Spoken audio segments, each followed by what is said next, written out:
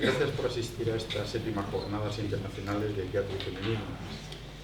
En estas sesiones estamos asistiendo a la memoria todavía activa de mujeres que han y siguen ejerciendo la pedagogía teatral en todas las áreas que conforman el hecho teatral, que no solamente es una pedagogía de la enseñanza artística en el terreno universitario, sino en la convivencia diaria que se tiene con los demás componentes con quienes se conforma el grupo.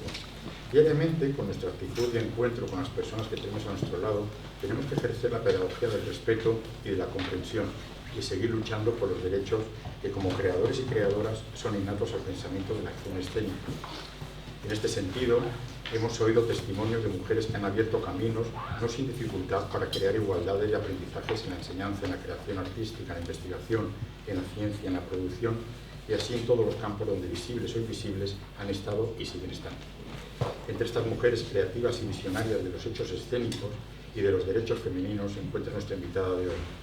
Ella es Pilar Izaguirre, productora, distribuidora, y que con su buen hacer en España hizo en España a través del Festival de Otoño una vanguardia escénica, haciéndonos a los que éramos jóvenes en esos años a soñar y en conformar lo que hoy somos y mostramos en la enseñanza y en la creación.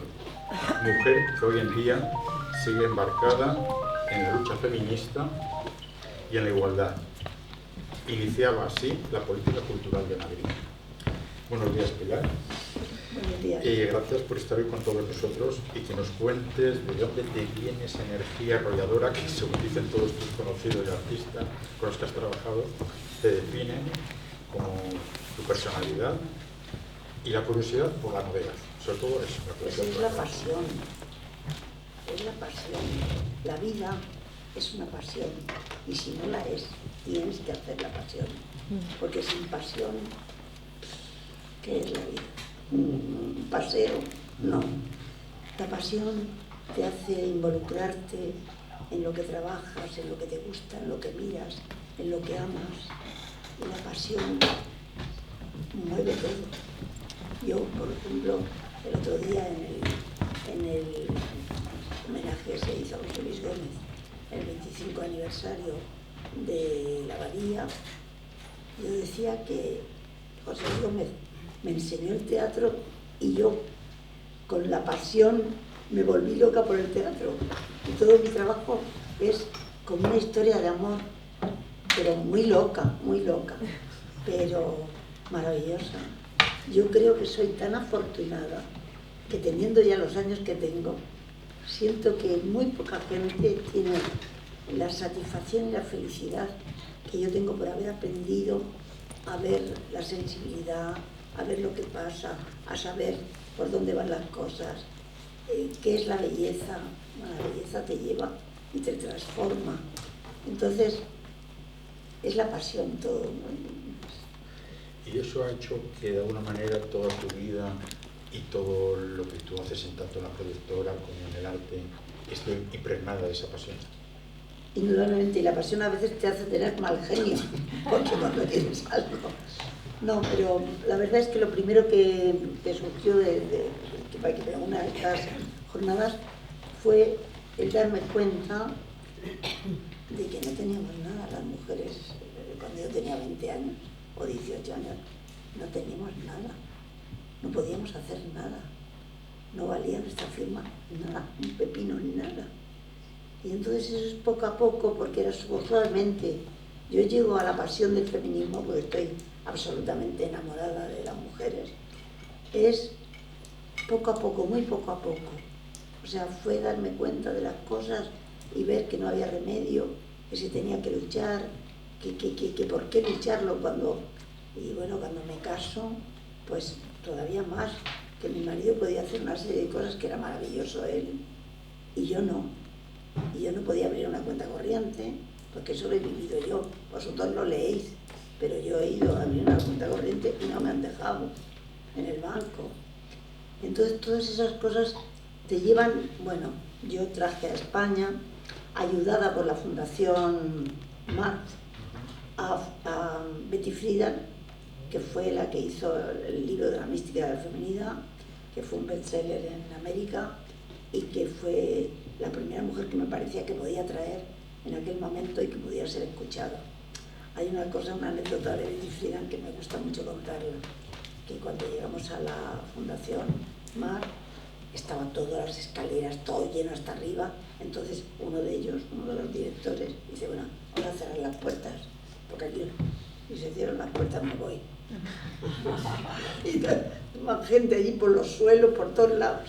Y bueno, ahí fue la primera cosa, dijéramos, a nivel internacional, que yo hice y que creo que creó una expectativa, y todavía yo, sin enfocar mi feminismo todavía concreto, sino andando y buscando qué es lo que le pasaba a nuestra cultura. Porque el feminismo, que todo el mundo habla de que es no sé qué, que es no sé cuánto, yo tengo aquí muchas definiciones, para mí es una contracultura. Nosotros nacimos en una cultura, y esa cultura, en el devenir del tiempo y de andadura, ya no nos sirve, porque la mujer entonces la tenían ahí en un lado, y la mujer ha ido andando y se ha posicionado, y ya esa cultura no sirve. Entonces, intentar crear unos nuevos usos, unas nuevas formas, unos nuevos, dijéramos, diálogos y respetos hacia la mujer. Y así es como yo empecé buscando el respeto a la mujer, que se la dejara hablar, que cuando ella hablara no la interrumpieran, que cuando ella venía se la saludara, y que la mujer empezara a tener la importancia que tenía en aquel momento el varón. Entonces, yo no he tenido problemas matrimoniales y he querido a mi marido, y mi marido ha escrito un montón de libros sobre la mujer y el feminismo, porque no sabiendo qué hacer para ayudarme en esa lucha loca mía, como él escribía muy bien y era una persona intelectualmente muy valiosa, pues sí, publicó varios libros. Que bueno, estuvimos en un homenaje que le han hecho hace unos meses en Galicia, que decían, Meseguer, las mujeres te queremos conocer. Y yo ahí tan corta, cuando todo se lo fui inhalando yo, porque él era machista como todos. Y entonces él viéndome, porque al final te hace feminista observando si realmente se nos considera o se nos olvida, realmente si se nos respeta o si se nos desprecia. Pues se nos desprecia muchísimo en el mundo entero. Y España, por ejemplo, está empezando una reconciliación con el respeto a la mujer, que es muy de agradecer, pero nos queda muchísimo. El otro día, mi hija, ayer, daba una conferencia en unas jornadas que han hecho, porque ella es magistrada, y unas jornadas sobre el feminismo en la parte jurídica, de que ella forma parte de todo este sistema jurídico que existe. Y ella leyó por la OMS y por todo, que hay 200 millones de mujeres que le han hecho la ablación en el mundo en este momento. 200 millones de mujeres con ablación.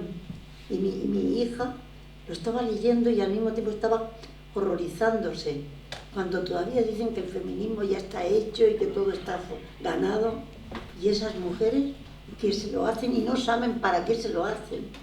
Cuando le quitan el clítoris para que no tengan placer sexual, que es una forma de dominación sobre la mujer. O sea, tú un objeto para mí, yo a gozar, y tú sin tu sistema que tienes para poder tener un placer. Cuando ella lo leía, yo digo, chacha, ¿qué es esto?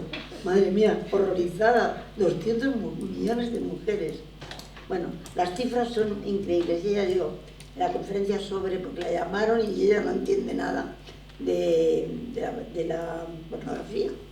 Pero como ella es muy intelectual y muy tal, le pidieron una conferencia sobre la pornografía. Y buscando, se fue quedando aterrada de lo que hay en todo ese mundo sexual de humillación para la mujer. Y lo digo, que yo no estoy metiéndome en esos temas, porque esos jardines los conozco más o menos desde lejos, pero el que piense que la mujer ha terminado su camino hacia que la respeten está muy equivocado. El camino de la sociedad actual hacia el respeto de la mujer le queda muchísimo por hacer, y a la mujer saber que tiene que ser respetada y saber tener sensibilidad para darse cuenta de que eso que están diciendo o eso que están haciendo la están ofendiendo, y ella no se da cuenta de que la están ofendiendo, porque es desde que te levantas hasta que te acuestas, hay una serie de pequeños gestos, de pequeñas cosas que están dando, pues eso lo pasa, y ya estamos acostumbradas a que nos traten de una cierta manera, a que no nos respeten demasiado, pero eso hay que coger y volver a hacer un examen de qué es lo que hago desde que me levanto hasta que te acuesto, que tengo que hacerlo todo magníficamente, pero tengo que saber qué cosas, qué obstáculos me están poniendo para que yo no pueda pasar como una persona respetada. Pues todo esto te está llevando también un poco al recuerdo de cuando fundaste la asociación de la PEC, ¿verdad? Claro, bueno, eso fue mi gusanillo que estaba ahí, tengo que hacer algo, y yo, con unas amigas, creamos APEC, pero la idea era que fuera mixta, porque nosotros pensábamos que si es una lucha contracultural, es tanto del hombre como de la mujer, porque la falta de libertad y la falta de respeto que tiene la mujer tendría que ofender igualmente al hombre, porque el hombre convive con nosotras y somos todos mujeres y hombres. Entonces es el hombre al que hay que coger y hacerle ver que una serie de cosas nos están ofendiendo, nos están cortando el camino, nos están obstaculizando nuestro devenir o nuestro sueño. Y bueno, como madres pues tenemos el padre al lado, y entonces APEC se hizo así, y tuve muchísimos hombres de categoría intelectual muy grande que se unieron a nosotros. Me acuerdo José Luis Aranguren, que me ayudó muchísimo, y muchísima gente más.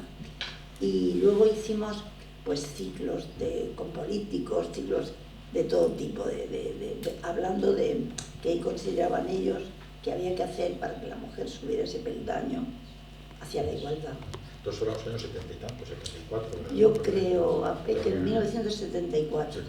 Y en 1975, Giscard d'Estaing, en Francia, crea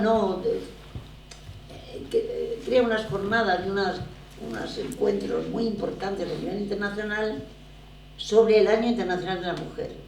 Y me acuerdo que lo lleva una periodista y escritora que era ministra, que era Françoise Hillou. Y yo fui a esas jornadas. Fíjate, creo APEC en el 74, en el 75 me voy a París. Y claro, todo el nivel que allí había de la mujer, que había ya adelantado y que había, dijéramos, analizado cuál era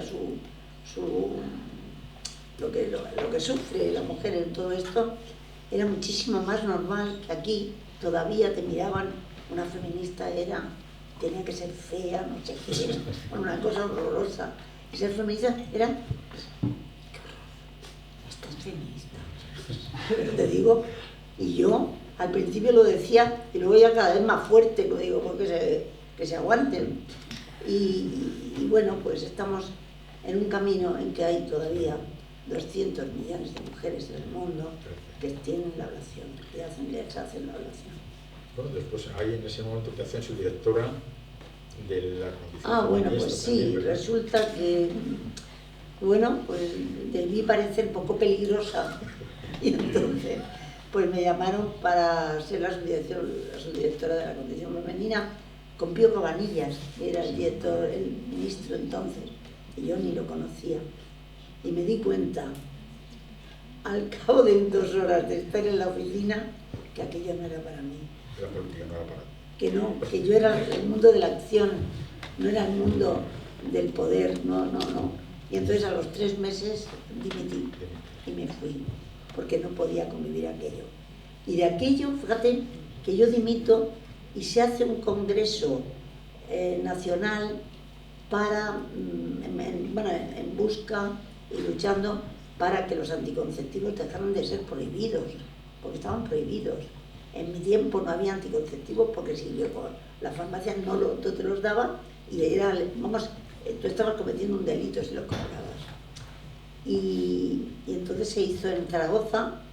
Y entonces, como yo había dimitido y en aquel momento no dimitía ni Dios, pues le gustó tantísimo que me montaron secretaria general de todas las asociaciones de planificación familiar de España. Pero no era por mi saber, era porque había dimitido. Porque como yo no me vi capacitada para aguantar el ritmo de la forma política de hacer, pues yo dije, no, lo mío no es así. En cambio, María Ángeles Durán, una magnífica feminista, que es catedrática y que ha escrito muchísimos libros, decía que había hecho muy mal, porque la política cambia las leyes, la política hace un montón de cosas y puedes hacerlas no tan rápidamente como ir a por la calle y pegar 3 gritos. Debí de hacerlo mal, pero yo estoy contentísima.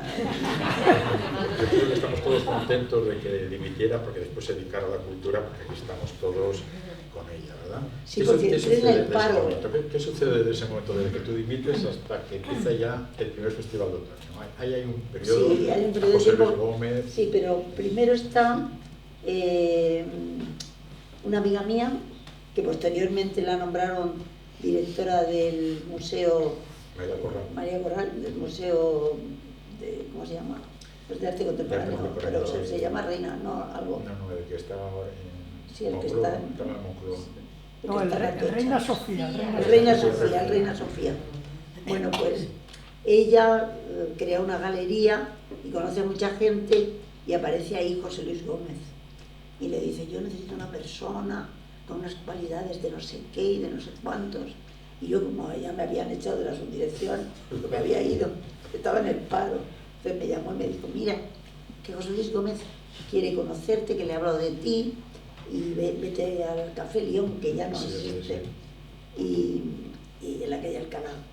Yo no conocía a José Luis Gómez, porque no había visto su magnífica película que le dio el Grand Prix de Cannes. Yo no lo había visto, pero todo el mundo lo conocía. Y yo había quedado con él, pero no sabía su cara. Y yo al camarero le dije, oiga, ¿usted sabe quién es José Luis Gómez? Hombre, claro, viene todos los días. Digo, por favor, pues y cuando llegue, dígame usted aquí. Pues digo, ¿cómo le digo a José Luis Gómez que no lo conozco? Con el ego que tenéis, las que queréis ser artistas y los artistas. Y yo que no soy artista, porque no soy nada más que admirada, o sea, yo soy una admiradora del arte. Entonces nada, pues es muy bonito lo que me pasó con José Luis Gómez, fue genial. Pues nada, no soy Pilar Izaguirre, que te habló María Corral de mí y tal. Empezó a hablarme, eso, que estaba recién llegado, que había hecho, todavía no había hecho Kafka. Estaba empezando, necesitaba una persona, pues no sé, que conociera un poco lo que había por aquí.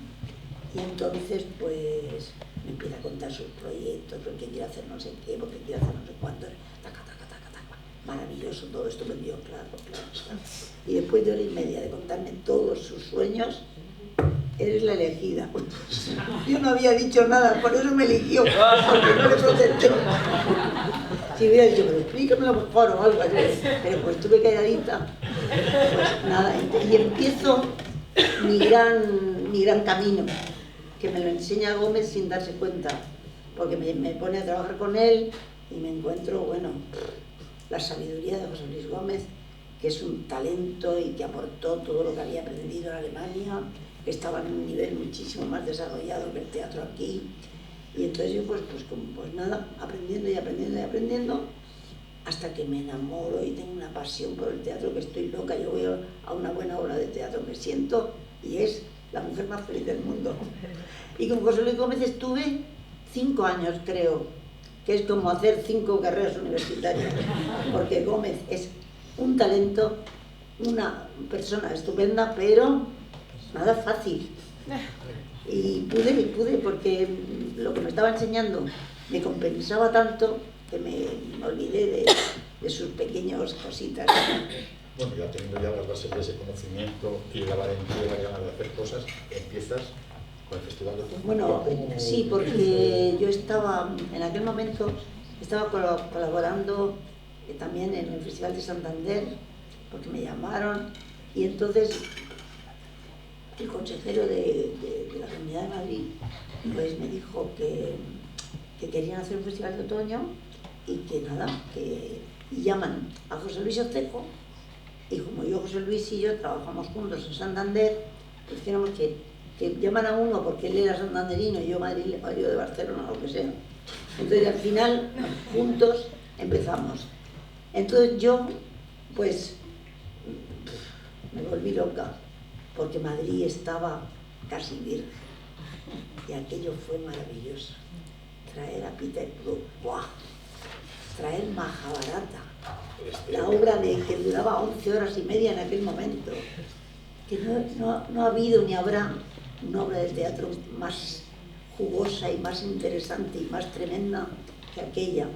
Con ellos, con Wilson, luego está la Mosquín de Rusia, que es de París, y Pirabaos, bueno, me traigo, y bueno, ya Bernstein, que tampoco había venido nunca, el músico, y todo. Y claro, a los 3 años me hacen en El País, publican 3 páginas contra mí, y me dice Carmen Rico Godoy, que ya murió: es normal, porque has triunfado, y aquí la envidia funciona, no te preocupes. Pues yo estaba horrorizada de que me estuvieran, que me estaban acusando de cosas falsísimas. Y ella me animó: no te preocupes, esto hasta dentro de 3 años que vuelvas a triunfar otra vez, te dejan tranquila.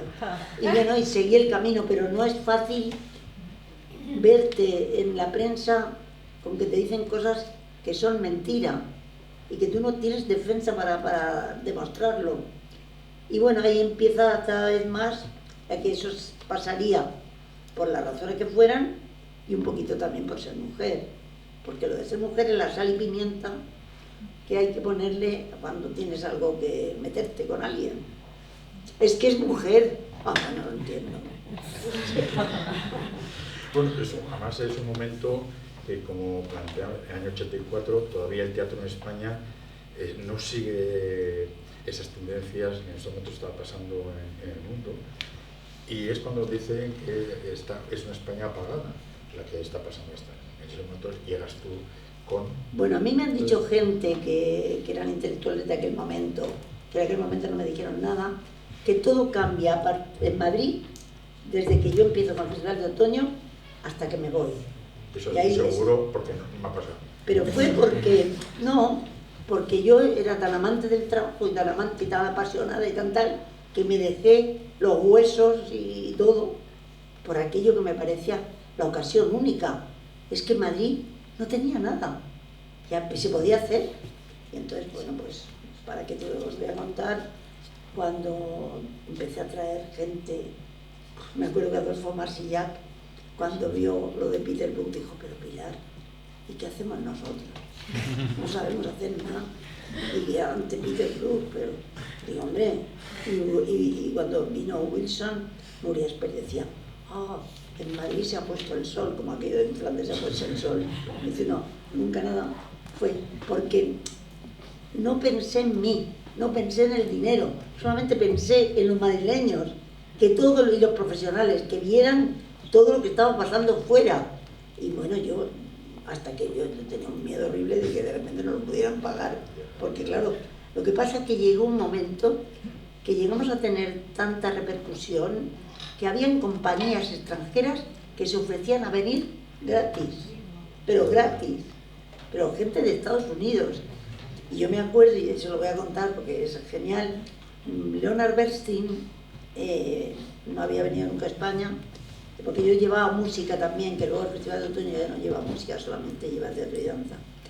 Y entonces yo lo traje, y era la primera vez que venía a España, y bueno, empezamos a recibir cheques en blanco para que las entradas, a nombre de personas, para que pusiéramos esos cheques para la entrada, para que no se quedaran sin nada.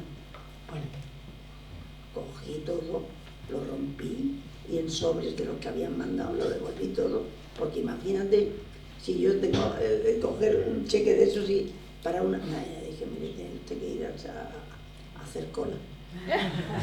Pero Ernest Lluch, que posteriormente fue defenestrado por ETA, estaba haciendo cola en el Teatro Real, no me acuerdo. Yo dije: ministro, no, yo le doy la entrada. Que no, que yo... Una persona extraordinaria, Ernest Lluch, que murió a manos de ETA. Antes decía que estábamos agradecidos porque en aquel momento, en los años 80, yo estaba en el País Vasco y había montado nuestra compañía de teatro. Y casualidad, encontrando este catálogo, que fue el primer catálogo de los 5 años del Festival de Otoño, nos encontramos aquí porque 5 grupos montamos una obra de Camilo José Cela, Oficio de Tinieblas, y también nos dieron la oportunidad en el Festival de Otoño de ese año, el primer año del festival, estar. Y me ha hecho mucha ilusión que de repente, yo no me acordaba de la fecha, que estuviéramos en ese primer año del Festival de Otoño, porque también hablaba un poco de la lucha por las nuevas generaciones teatrales que quería que se introdujeran en España, porque también hubo un apoyo muy grande también a los nuevos grupos que en aquellos momentos estaban en el Estado trabajando, ¿no? Es que mira, la oportunidad que yo tuve de que de repente te dicen haz esto, que se llame tal, te imponen 2 o 3 cosas y lo demás es ya tu imaginación. Y que tú podías mirar, ver la belleza, coger y traerla, y volver a verla, y viajar, y todo aquello, y que Madrid se había convertido en la playa de la belleza artística. Eso es una oportunidad que se da muy pocas veces en la vida, porque lo normal es coges algo que lleva 20 años funcionando, lo puedes cambiar, lo puedes mejorar, pero desde cero yo no sabía ni qué hacer. Pero ¿cómo conseguías descubrir o atraer? Yo lo primero que hice es coger un tren a París, porque avión no tenía dinero. Entonces me fui a París y de hecho me fui la primera vez a Peter Brook. Y empecé a preguntar qué vas a hacer, y cuando me dijo que estaba empezando, eso fue en el año 83, me dijo que estaba preparando lo de Mahabharata, y luego él me habló de otra gente, digo, pero cuéntame, y empezar a hablar en los círculos más internacionales de Londres o de París, o de Italia mismo también, o de los Países Bajos, qué estaban haciendo, quiénes eran los creadores, y empezar a ver. Y claro, cuando empecé a ver, dije, madre mía, estamos en el Neandertal, no sé. Es que era, de verdad, me gusta mucho cuando ponen cine español antiguo y obras de teatro antiguas, pero hemos mejorado. Porque anteriormente era una falta enorme de sabiduría teatral, porque yo creo que no se había planteado. También estaba el tema de la censura, que yo pienso que habría mucha gente con ganas de hacer cosas y tendría miedo de que se lo quitaran o algo. Pero la verdad es que tengo que agradecer a la Comunidad de Madrid el que pensaron en mí, y que luego José Luis Ocego se dejó el festival y yo seguí sola y enamorada del Festival de Otoño. Pero me fui porque en un momento dado me di cuenta que ya tenía que hacer una pausa, porque había tenido tanto la primera vez en España, que yo tengo que hacer una pausa. Y entonces lo dejé y ya creé con un hijo mío una productora. Es con la que continúas hasta. Sí, pero tú te encuentras que no tienes dinero, que la productora tuya, con el sueldito, bueno, pero la verdad es que tuve mucha suerte, muchas ayudas, y bueno, he hecho cosas interesantes. Y ahora esas cosas interesantes, ¿cuál fue la de Robert Lepage? Pues lo primero fue cuando yo estoy en Alemania, en Dresden, ciudad que fue, totalmente destruida por las fuerzas internacionales después de que habían dado ya el toque de queda del final de la Segunda Guerra Mundial. Y entonces la gente se metió en la iglesia y cogieron, y los internacionales, como estaban tan rabiosos con los alemanes, le tiraron tantas bombas, destruyeron toda esa ciudad. Y Robert Lepage quiso hacer allí algo que seguramente, y no quiero dar el nombre, podré traer a lo mejor en noviembre, una obra de Robert Lepage. Y entonces la vi allí, la primera, entre ruinas y no sé qué, él montó su historia, y es cuando yo veo por primera vez a Robert Lepage, y me quedo, madre mía, este es el teatro que yo sueño. Y entonces de ahí me fui detrás de él a Canadá no, me fui a Londres, donde él la presentaba la misma, pero más desarrollada, porque ahí ya te digo que era entre pedruscos de ruinas, en Dresden, Y ahí es cuando veo otra que era el Hamlet, que era Elsinore. Bueno, y además todo esto es curioso porque Elsinore y la otra, toda la escenografía la hizo el que ahora es mi yerno, porque yo ni siquiera conocía ni nada, y yo con mi hija, la pequeña, que iba conmigo a todos lados y trabajamos juntas, pues un buen día se cruzaron y se enamoraron y se casaron, y mi hija vive en Canadá, que eso es lo que he tenido que pagar, separarme de ella. Pero ahí es donde el teatro de Robert Lepage para mí fue una novedad tan enorme, tan grandiosa, que yo, bueno, me quedé. Yo me acuerdo que José Luis Gómez, las cosas que iba trayendo con Robert, y venía José Luis, pero maestro, una de las cosas que trajo Robert Lepage, que son de morirte, que es la cara oculta de la luna, en que él recordaba de cuando era pequeño en televisión, cuando se transmitía el hombre la primera vez que ponía el pie en la luna. Y entonces él estaba con su padre y, bueno, 20 años después la hizo. Y entonces en la cara oculta de la luna es que es algo mágico, porque en un redondel ahí estaba la pecera de los peces de su madre. Ahí estaba ¿cómo se llama? ¿No?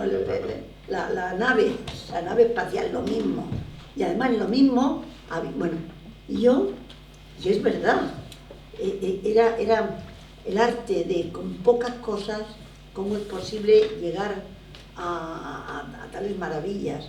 Y entonces cuando, para mí, Robert Lepage fue el despilporro, yo estaba loca, cada vez que había algo me volvía loca por traerlo ya con mi empresa. Y luego, un buen día, llego a Canadá y me dicen, no, que no vayas a eso, no, que tienes que ir de parte de Robert Lepage, que te vayas al Teatro Nuevo Mundo, donde vas a ver la mejor obra de teatro que se ha hecho jamás en el mundo. Jolines, me voy con mi hija. Incendios. ¿Alguien la ha visto? Incendios. Y yo vi Incendios y me quedé. Otra cosa que no tenía nada que ver con Robert, porque Robert lo que cambiaba era la escena, la tecnificó. Y la escena era lo que tú veías, aparte un texto, pero la escena era lo más novedoso de él. Y aparte que él escribía los textos y hacía todo. Pero Guasdi era el monstruo de la dramaturgia, era, madre mía, qué textos. Y estamos allí, mi hija y yo, que duraba 3 horas y medio en Canadá, cuando vi Incendios, madre mía, yo no podía dormir de lo que me quedó. Yo llegué al camerino gritando, quiero llevarme a España, quiero llevarme a España. Pues no está, ni Guardi Moabad, ni está el director de nada. Y hablé con el director técnico. Digo, pues oye, escucha, fírmame aquí, que me vas a ayudar a traer Incendios en francés, claro, hecho en Quebec, no, hecho en Montreal. Y bueno, pues gracias a Mario Gars, al cabo de un año, yo creo, la traje por primera vez. Y me acuerdo que Mario Gars no vino al estreno. Y yo furiosa, porque la lleva, la está pagando él, porque era el Teatro Español, y no viene. Y al segundo día tampoco viene, y digo, pero bueno, ¿qué es esto? Al tercer día viene y sale Mario Gars diciendo, Pilar, gritando, es el mejor dramaturgo del mundo. Pero ¿cómo has traído esto? ¿Pero cómo es posible? Nuria Esper, ay, ¿qué cosas traes, Pilar? ¿Qué cosas traes? No puedo ni respirar. Bueno, y entonces acabo de nombrar a 2 de mis ídolos en lo que es teatro, que es Robert y es Guasdi. Con Guasdi he aprendido muchísimo, porque sobre todo escribe, es poesía, todo, es que te está contando una historia tremenda, llena de poesía, de luz, bueno, no tengo palabras para hablar de Guasdi y de Robert Lepage. Y entonces contratas también para hacer Incendios. Bueno, primero, si no tengo dinero, o sea, que no podía hacerlo, y veo que el catalán, ¿cómo se llama este? Oriol Broggi, la hace en catalán, que yo soy de Barcelona, pero hace muchos años que me fui de allí. Y entonces me voy a verla. Y ya os cuento una anécdota. Llego, soy de Barcelona, nací en Barcelona, mi madre, mi padre, mi abuelo, todos, pero vivía yo en Madrid. Y llego y Oriol, pues todo cariñoso, me recibe. Mira, estás entrando en una tierra que es distinta, que aquí somos diferentes, porque todo lo vivimos diferente, y porque vas a ver, bueno, cuando llevaba ya media hora contándome todo, digo, yo nací 100 metros más para allá. El Teatro Romea estaba en el Teatro Romea, digo, pues pasas las Ramblas y ahí nací yo. ¡Ah! Bueno, pero es una anécdota que contó, pero Oriol hizo muy bien, porque el placer que tiene, y luego yo lo tuve cuando al final reúno un poco de dinero y me meto en hacer la producción de Incendios, pero ni un teatro la quería, bueno, desesperados. Me voy a Mario y ahí vamos de teatro en teatro, y no digo nombres, pero esto no lo meto yo a hacer teatro ni hasta que yo me muera, esto no entra. Estuvimos 2 años buscando teatro para poner Incendios, hasta que José Luis Gómez fue el que nos dijo que sí, e hicimos la coproducción con José Luis Gómez. Ya con la coproducción ya no iba tan arriesgada de dinero. Y bueno, pues 55 ciudades, en las cuales algunas estaba 8 días y en otras estaba 4 y en otras 3, hicimos 51 ciudades en la gira. Fue una maravilla. Si la habéis visto, sabéis todo lo que ha sido para nuestro Madrid. ¿Y ahora estás preparando algo?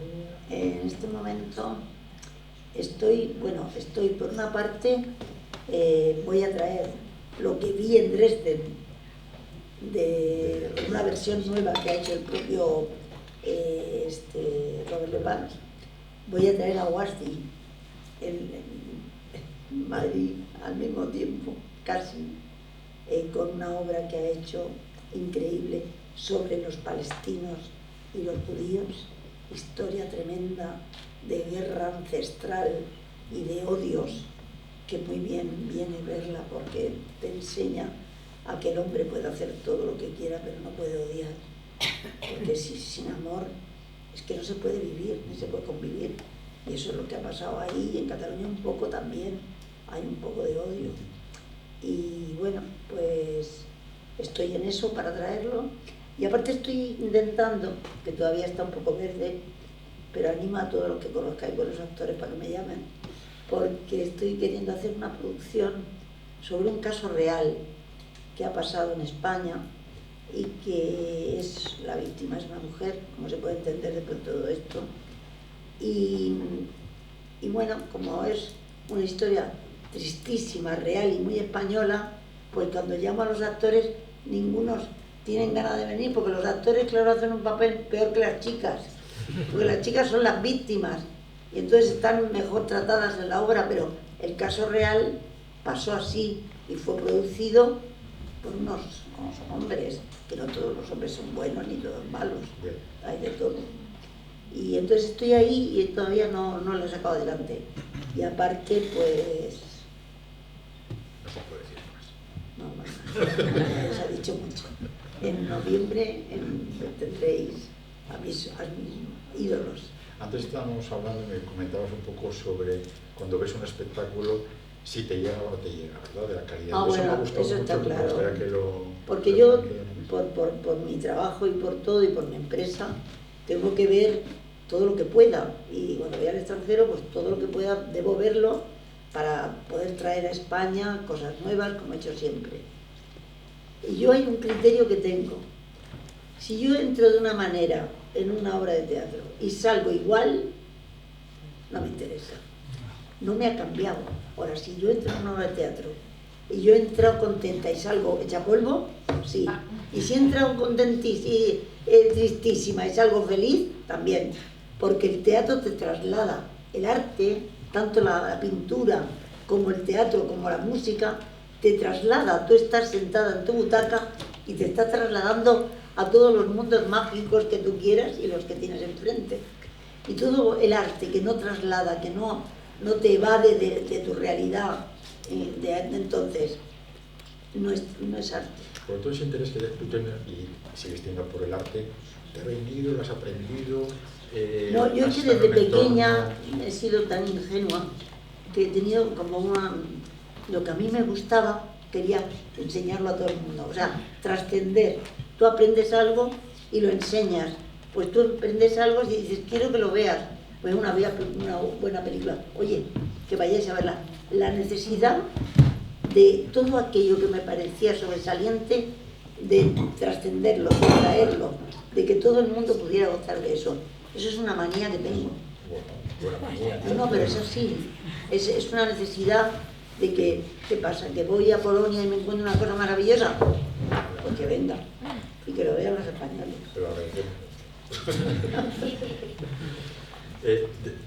Últimamente no sé si también te dedicas a ver teatro de las nuevas generaciones.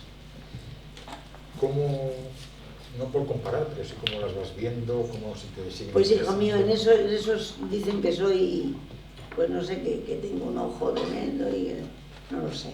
Yo sé que si entro de una manera y salgo igual, no me preguntes la respuesta. En cambio, si aquello me hace soñar o me hace salirme del pequeño mundo que yo tengo y me crea unos deseos o unos, no sé, eso funciona. Y es como me queda ya muy poquito tiempo, que casi estamos una hora, y estamos en las jornadas feministas, ¿cómo has visto desde tu puesto de trabajo, desde la distribución, desde la producción, el papel de la mujer? ¿Cómo ha sido más invisible? La mujer le queda muchísimos años,